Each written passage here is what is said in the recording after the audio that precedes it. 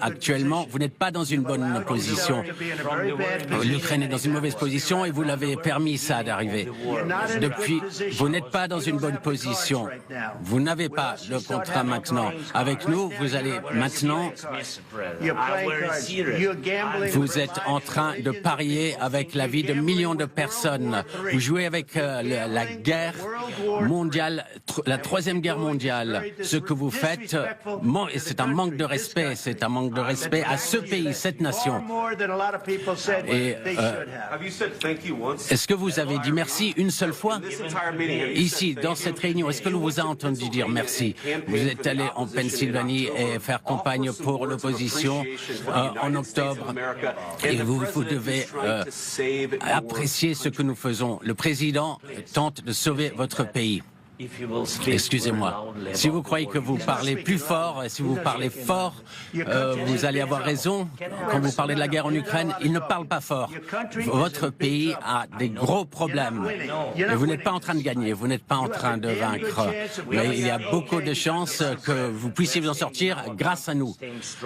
Monsieur le Président, depuis le début, nous avons été seuls. Et on vous a dit merci. On vous a donné...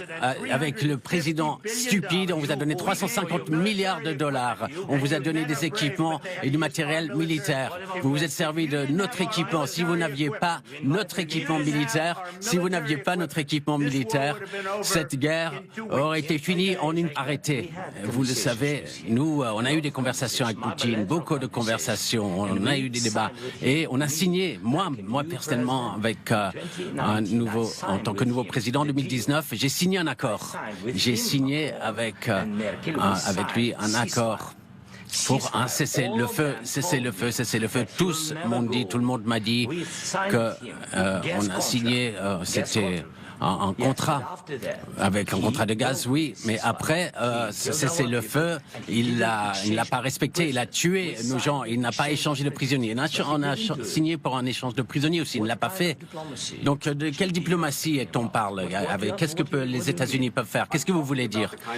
Je parle de la diplomatie qui va mettre fin à la destruction de votre pays. Monsieur le Président, avec tout le respect que je vous dois, vous manquez de respect de venir dans le bureau ovale et dire cela devant les médias américains. Maintenant, vous êtes en train de forcer des conscrits sur le front parce que vous avez des problèmes de personnel. Vous devrez être content que le président entre dans ce conflit. Est-ce que vous êtes venu en Ukraine? Est-ce que vous connaissez la situation? Eh bien, moi, j'ai vu ce qu'on montre dans les médias. Et voilà, vous amenez des gens, vous faites des tours de propagande. Est-ce que vous n'êtes pas d'accord que vous avez des problèmes, que vos militaires ont des problèmes, que vous n'avez pas assez de monde? Et vous manquez de respect de venir dans le bureau ovale et d'attaquer l'administration qui essaye de prévenir la destruction de votre pays. Bon que la population américaine voit ce qui se passe, c'est important. C'est pour ça que je continue cette discussion et ces échanges. Vous devez être reconnaissant. Les gens sont en train de mourir, vous n'avez plus de soldats, vous commencez à ne plus avoir de soldats. Ce serait une bonne chose. Et ensuite, vous nous dites, ah non, moi je ne veux pas de cessez-le-feu, je ne veux pas cesser le feu, moi je veux ci, moi je veux ça. Non, écoutez, si vous arrivez à un cessez-le-feu maintenant, prenez-le comme ça, il n'y aura plus de balles qui voleront et vos hommes ne seront plus tués. Vous ne voulez pas de cessez-le-feu, c'est ça que vous dites? Moi je veux un cessez-le-feu. Vous allez avoir un cessez-le-feu plus rapidement avec cet accord. Vous pensez que je ne veux pas de cessez-le-feu? Qu'est-ce que vous pensez? Il y a quelqu'un qui s'appelle Biden, c'était pas une personne intelligente. Ça, c'était... excusez-moi, c'était avec Obama. Obama vous a donné des armes. Moi, je vous ai donné des javelines pour vous battre. Obama vous a donné des bateaux. Et Trump a donné des javelots, des javelins. Vous devriez être plus reconnaissant. Parce que ce n'est pas vous qui avez les atouts en main. Avec nous, vous allez avoir les atouts en main. Sans nous, vous n'avez pas d'atouts. Vous n'avez pas de carte en main. Blême, actuellement, c'est que moi, voilà, je vous ai donné la possibilité de faire le dur. Et sans les États-Unis, vous ne seriez pas un dur. Vos gens sont très courageux. Mais soit il faut qu'on arrive à un accord, ou nous, on se retire. Et si nous, on se retire, vous allez voir ce qui va se passer. Et ça, je ne crois pas que ça va être joli pour vous. Mais voilà, vous pouvez continuer à combattre. Mais vous n'avez pas les cartes en main. Mais une fois qu'on aura signé cet accord, vous serez dans une bien meilleure position.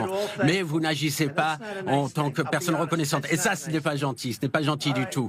Voilà, et je crois qu'on en a assez entendu, assez vu. Qu'est-ce que vous en pensez?